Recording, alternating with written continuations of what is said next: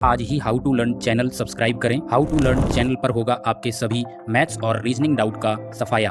बस अपने क्वेश्चन की फोटो खींचिए और भेजो टेलीग्राम चैनल पर और पाओ instant video solution. Subscribe now. 25 क्रमागत प्राकृत संख्याओं में अंतिम 13 संख्याओं का औसत 39 है। सभी 25 संख्याओं का औसत कितना है? ठीक है, बहुत अच्छे से समझिएगा इसको। देखो, हम पहले आपको बेसिक तरीके से बताते हैं, देन आपको शॉर्टकट भी बताते हैं। बेसिक तरीका देखो इसका ये है कि यहाँ पर जो 25 क्रमागत संख्याएं हैं, अब ये इस क्रमागत संख्याएं स्टार्टिंग से नहीं है 1 2 3 और ये 25 नहीं है। ठीक है, तो इसने शुरुआत से नहीं, 25 क्रमागत संख्याएं कहीं से भी हो सकती हैं। ये 10 से भी स्टार्ट हो सकता है और ये आपका 34 तक जा सकता है, या 21 से 11 से स्टार्ट हो सकते हैं, 35 जा सकता है। आई होप इतनी बात क्लियर है। तो यहाँ पर पहला नंबर हम मान लेते हैं x है, तो दूसरा नंबर आपका हो जाएगा x+1 क्योंकि लगातार है, तो अगला हो जाएगा x+2। ठीक है, नेक्स्ट हो जाएगा x+3। इसी तरीके से आपके ये नंबर जाएंगे, तो इस तरीके से लास्ट नंबर होगा x+24। ये बात अच्छे से क्लियर है? ठीक है, ये लगातार आपकी संख्याएं हो जाएंगी। अब यहाँ पे आपका एपी जो अर्थमेटिक मीन है, उसको हम यहाँ पर यूज करेंगे। तो हम यहाँ पे क्या पता होना चाहिए? अच्छा, इन्होंने एक चीज और दे दी है, अंतिम 13 संख्याओं का औसत 39 है। यानी लास्ट के जो 13 नंबर हैं उनका औसत अगर 39 है, तो लास्ट 13 संख्याओं का टोटल सम कितना होगा? तो यहाँ पर हम 13 निम्मा 117 हासिल मेरे पास होगी 11, 13 तिया 39, 39 और 11 50। यानी अंतिम 13 संख्याओं का जो योग होगा वो 507 होगा। ये बात अच्छे से क्लियर है?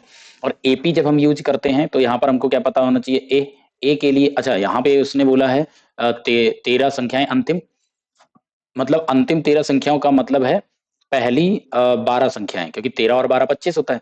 तो आप यहाँ पर एक चीज देखेंगे, x+11 तक ये 12 संख्याएं हो जाएंगी। तो यहाँ के बाद यानी यहाँ से यहाँ तक टोटल आपकी संख्याएं कितनी हो जाएंगी? 13 हो जाएंगी। और इसमें जो पहली संख्या होगी वो होगी x+12।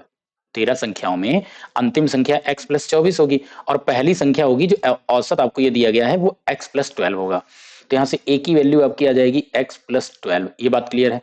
और कॉमन डिफरेंस डी की वैल्यू आपकी यहाँ पर हो जाएगी 1, क्योंकि लगातार प्राकृत संख्या है तो 1 1 का डिफरेंस होगा। एंड n यहाँ पर आपको दिया गया कितना? 13। तो ये तीन चीजें हैं। अब यहाँ पर देखो, इस फॉर्मूला हम यहाँ पर यूज करेंगे। ठीक है, बहुत ध्यान से समझना। अगर मैं फॉर्मूले की बात करूं तो फॉर्मूला आपका यहाँ पर होता है सम का Sn is equal to n/2 bracket 2a plus n-1 common difference d bracket close. Sn का मतलब सम होता है, सम आपको 507 दिया गया तो यहाँ पर हो जाएगा 507 बराबर।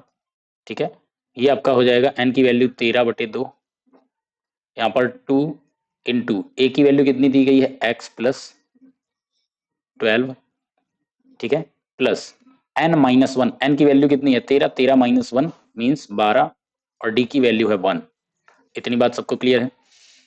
अब देखो 13 से हम यहाँ पर क्या कर सकते हैं, इस 13 से हम ये डिवाइड अगर करेंगे तो अगेन आपको यहाँ पर ये 39 मिल जाएगा। 39 2 का मल्टीपल हो जाएगा आके, इस 2 का मल्टीपल क्रॉस होगा ना तो ये 78 हो जाएगा बराबर। ठीक है, बराबर में मेरे पास यहाँ पर ब्रैकेट में क्या आएगा? 2x प्लस 12 सॉरी प्लस 12 दूनी 24 प्लस ये आपका यहाँ से 12 आ जाएगा। ये बात क्लियर है?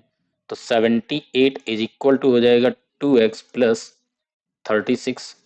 तो 2x की वैल्यू निकालेंगे तो 36 78 से माइनस होगा तो मेरे पास यहाँ पर कितना आ जाएगा? ये आ जाएगा 42। तो x की वैल्यू यहाँ से आपकी निकल गया है कितना? 21। ये बात सभी को क्लियर है? यहाँ पर बिल्कुल भी किसी को डाउट नहीं होना चाहिए। अगर x की वैल्यू 21 आपकी आ गई है, ध्यान से समझना, तो आपका x+24 कितना हो जाएगा? 21 प्लस 24, ये वैल्यू हो जाएगी कितनी? 45। इतनी बात क्लियर है? ठीक है, तो 21 से लेकर 45 तक की सभी संख्याओं का योग कितना होगा? तो इसके लिए देखो बहुत आसान आपको यहाँ पर बताते हैं। बहुत आसान आपका क्या है कि आपको यहाँ पर क्या करना है, अगर आप जो यूनिवर्सल है ये कभी भी आपका गलत नहीं होगा। एवरेज निकालने के लिए कभी भी आपका गलत नहीं होता है फर्स्ट, लेकिन ये इसमें होना क्या चाहिए? जो डिफरेंस है वो हर जगह कॉमन होना चाहिए, बराबर होना चाहिए, तभी एप्लीकेबल होगा। तो यहाँ पर सब में एक एक का डिफरेंस है। अगर ये 21 है तो दूसरी संख्या 22 हो जाएगी। इसी तरीके से इसके पहले वाली संख्या कितनी? 44 रही होगी। तो लगातार संख्याएं हैं। लगातार संख्याओं में हम ये कर सकते हैं, first number in plus last number divided by 2, तो आपका एवरेज आता है। तो यहाँ पर आपका फर्स्ट नंबर है 21 एंड लास्ट नंबर है आपका कितना? 45 अपॉन 2 करिए, ये आपका कितना बनेगा? 66 डिवाइडेड बाई 2। आपका आंसर यहाँ पर आएगा कितना? 33, तो ऑप्शन नंबर आप यहाँ पर चेक करेंगे, सी यहाँ पे करेक्ट हो जाएगा। अब देखो आपको एक और तरीका बताते हैं, बहुत ही अच्छा वो भी तरीका है, इससे बेहतर तरीका, बहुत ही बेहतर तरीका है। ध्यान से समझना, अच्छे से समझोगे आपको जरूर समझ आएगा। अब देखो नंबर हमने यहाँ पर क्या लिया, पहला नंबर x था, दूसरा नंबर आपका x+1 हो जाएगा, x+2 हो जाएगा, ठीक है। इसी तरीके से आपका ये नंबर जाता चलता जाएगा, ये आपका यहाँ पर होगा x प्लस कितना, क्योंकि आपके नंबर हैं 25, x+24 लास्ट नंबर हो जाएगा। इतनी बात क्लियर है।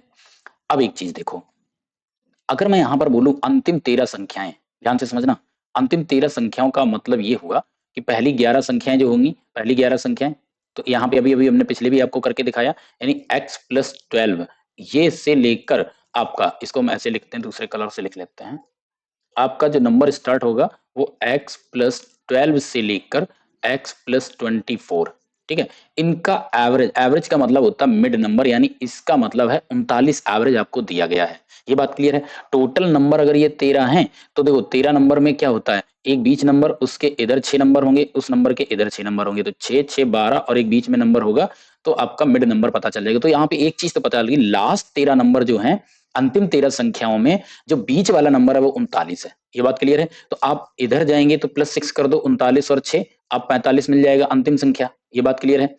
और इधर हम आएंगे, या फिर यहाँ पे आप चले जाओ, ये आपको 45 मिल गया। अब ये 45 वैल्यू है किसकी, x+24 की है। तो देखो x+24 इज इक्वल टू 45 है, तो x की वैल्यू कितनी हो जाएगी, ये 24 उधर माइनस हो जाएगा, तो 21 बचेगा। आप x की वैल्यू यहां से भी ऐसे फाइंड आउट कर सकते हो।